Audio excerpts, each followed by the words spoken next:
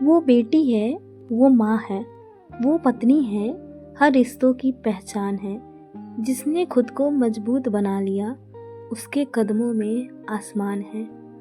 कहते हैं नारी कभी हार नहीं मानती, बस वक्त से लड़ती रहती है। वो दुनिया, उसकी हालात, चाहे उसे कितना भी रोकना चाहे। कहने का मतलब है दुनिया, हमारी हालात हमें बहुत रोकने की कोशिश करती है। कई बार हमारी परिस्थिति ना ऐसी बन जाती है कि हमें लगता है छोड़ दे सब, क्यों लगे हैं, कितने टाइम हो गया, कुछ नहीं मिला, हम जहाँ हैं बस वहीं हैं। कई बार हम लाइफ में इतने नीचे आ जाते हैं कि हमें लगता है अब हम उठ नहीं सकते। हमारी हालात जो हमें भगवान दिखा रहे हैं, जो हम देख रहे हैं, जो चीज़ें हम जिन चीज़ों से हम जूझ रहे हैं, बस उसे एक्सेप्ट कर ले। लेकिन नहीं, हम में इतनी ताकत होती है ना कि हम हर हालात से, हर परिस्थिति से जो हमें रोकने के लिए आई होती है, हम उसे अपना हिम्मत बना लेते हैं और वहीं से आगे की शुरुआत करते हैं।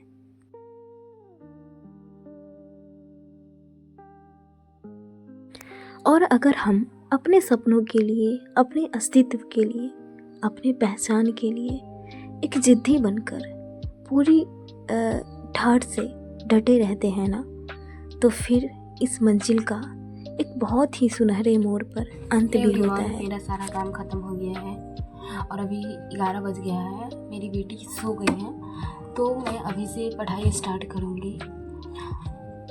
सबसे पहले अगर मैं बताऊँ तो मैं कैलकुलेशन का प्रैक्टिस करूँगी, जो मैं इस तरह से करती हूँ, मतलब टेबल वगैरह लिखना, उसके बाद मल्टीप्लाई, एडिशन, यही सब चीज़ें, स्क्वायर, क्यूब, ये सारी चीज़ें मैं सबसे पहले रिवाइज करूँगी।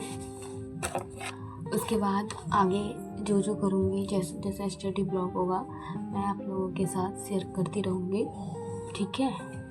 अभी मेरा जो एक फ़ोन है वो चार्ज तो नहीं हो पाता है, जिसके कारण मुझे प्रॉब्लम हो रहा है। एक ही फ़ोन से शूट करना है सारे वीडियो, तो कोई बात नहीं, मैं जैसा भी होगा आप लोगों के साथ शेयर करूँगी।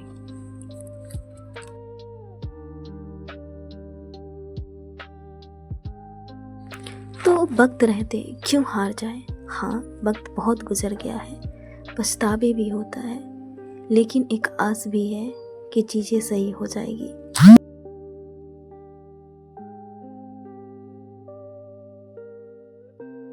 तो इतने सारे काम, इतनी सारी रिस्पॉन्सिबिलिटी के बाद कहीं जाकर मैं फिर से अपना सारा काम ख़त्म करके पढ़ाई करने के लिए बैठ चुकी हूँ। सबसे पहले मैं अपना मैथ में कैलकुलेशन पे काम कर रही हूँ। Square, cubes, tables, percentage, addition, subtraction, इन सब चीज़ों का प्रैक्टिस कर रही हूँ। धीरे धीरे चीज़ें छूट गई है, तो बहुत सारा वीडियो देखने में कहाँ से शुरुआत करूँ, इन चीज़ों में टाइम लग जाता है। कहने को टाइम ज़्यादा होता है पढ़ने का, लेकिन मोबाइल में भी कुछ टाइम इधर उधर हो जाता है। जैसे ही चीज़ें एक ट्रैक पे आ जाए कि कहाँ से क्या पढ़ना है, कितना पढ़ना है, परिस्थिति चाहे जो भी हो ना, अगर हम चाहें तो कर सकते हैं।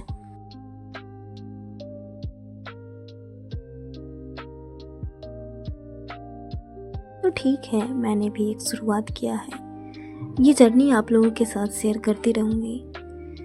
जर्नी में बहुत सारे अप्स एंड डाउन्स आएंगे, मुझे बहुत सारा प्रॉब्लम्स भी होता है वीडियो शूट करने में, एडिट करने में, वॉइस ओवर करने में, लेकिन ठीक है, चीज़ें सही हो जाएगी।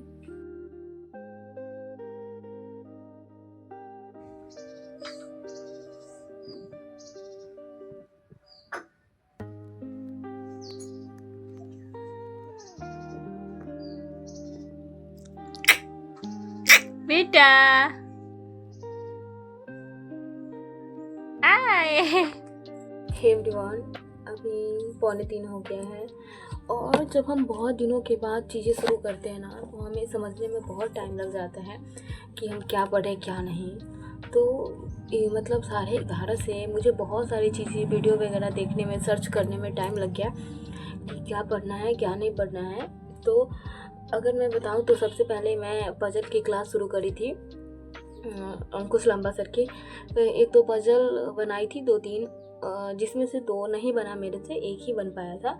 उसके बाद मैं सोची कि प्रैक्टिस मतलब जो चैप्टर है ना, क्योंकि स्टार्टिंग में पजल मैं देख रही हूँ तो मुझे टफ लग रहा है, इसीलिए ना मैं टॉपिक जैसे सिलॉक्स हो गया, इनइक्वालिटी हो गया, पहले ये सब कंप्लीट करने का सोची हूँ। तो सिलॉक्स तो मेरा पहले से कंसेप्ट क्लियर था, तो मैं सोची कि हो सकता है मैं भूल गई होंगी। तो मैं यहाँ पे सचिन सर जो है, सचिन मतलब मैं PW के सर हैं, उनका टॉप 50 जो ये है सिलॉक्स है, वो वीडियो देख रही थी, जिसमें से मेरे 3-4 ही क्वेश्चन रॉन्ग हुए, जहाँ से मैं कंसेप्ट सीखी, और बाकी सारा क्वेश्चन सही हुआ। तो मैं सोच रही हूँ ना कि 50 और सिलॉक्स के क्वेश्चन सॉल्व करूँगी, या फिर आज 50 ही रहने देती हूँ, बाकी कल करूँगी। और इसके अलावा मैं पजल का 1 घंटे प्रैक्टिस फिर से करूँगी। तो ये बता रही हूँ मैं आप लोगों को। यहाँ पे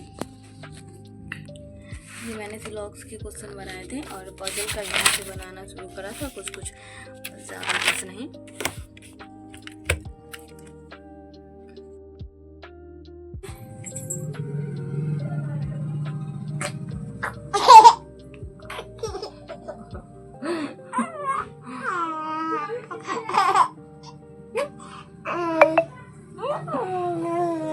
तुम कहाँ देख रही हो? इधर।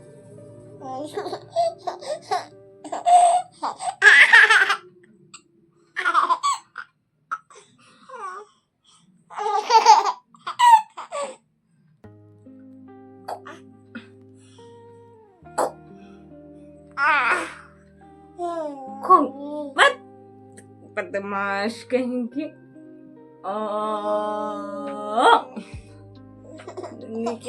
क्या करी?